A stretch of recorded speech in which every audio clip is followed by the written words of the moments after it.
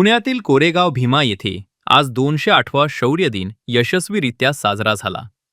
देशभरातून लाखो अनुयायी येथे उपस्थित होते. अनुयायांनी विजयस्तंभास फुले अर्पण केली आणि अभिवादन केले.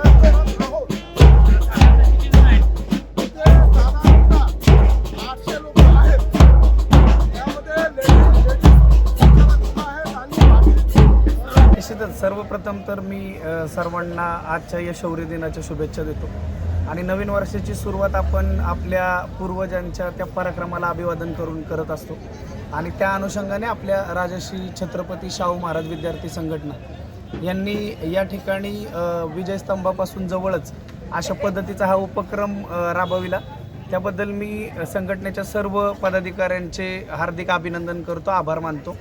आणि ज्या पद्धतीने बाबासाहेबांनी आपल्याला जे विचार दिलेले आहेत त्याला प्रेरित होऊन आणि आपल्या पूर्वजांनी जे पराक्रम केलेले आहेत त्याला प्रेरित होऊन अशा पद्धतीचं हे कामकाज यांनी सुरू ठेवलेलं आहे. तसंच इथं विविध आपल्या ज्या योजना आहेत शासकीय त्यांचा प्रचार आणि प्रसाराचं देखील हे काम करत आहेत. त्याबद्दल देखील त्यांचं मी धन्यवाद व्यक्त करतो. आणि आजच्या शौर्य दिनानिमित्त मी पुन्हा एकदा शुभेच्छा देऊन एक आवाहन करेल की आपण जेव्हा विजयस्तंभाला मानवंदना देण्यासाठी इथं येत आहात त्या माझ्या समाज बांधवांना माझी कळकळीची विनंती की तत्कालीन कालावधीत आपल्या पूर्वजांनी ज्या पद्धतीने आपलं शौर्य दाखवलं, आज संविधानाच्या अंमलाखाली आपल्याला त्याच पद्धतीचं शौर्य हे अभ्यासामध्ये, शिक्षणामध्ये, विविध डिग्र्या घेण्यामध्ये, चांगलं कामकाज करण्यामध्ये, स्वतःचा परिवार घडवून मग आपल्या समाजाकडे पाहण्यासाठी आपलं पोटेन्शियल वापरणं गरजेचं आहे. त्या अनुषंगानेच माझे समाज बांधव काम करतील आणि स्वतः ग्रो होऊन आपल्या समाजाच्या जडणघडणीमध्ये योगदान देतील अशी मी अपेक्षा व्यक्त करतो.